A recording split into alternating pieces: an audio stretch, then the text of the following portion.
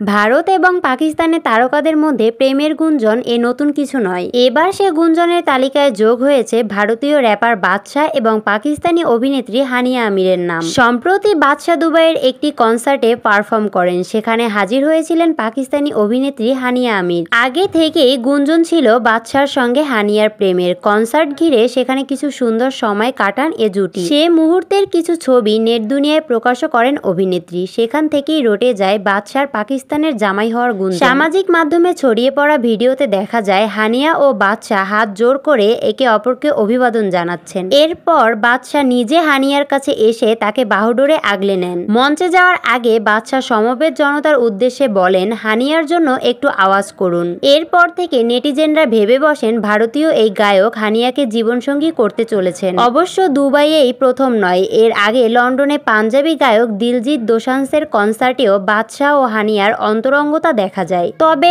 সম্প্রতি এক সাক্ষাৎকারে বাদশা এই প্রেমের গুঞ্জনকে উড়িয়ে দিয়ে বাদশা বলেছিলেন, হানিয়া আমার খুব ভালো বন্ধু এবং আমাদের মধ্যে একটা দুর্দান্ত সম্পর্ক রয়েছে। আমরা যখনই দেখা করি তখন আমরা অনেক মজা করি এবং এটুকুই। সে তার জীবনে সুখী আর আমি আমার জীবনে।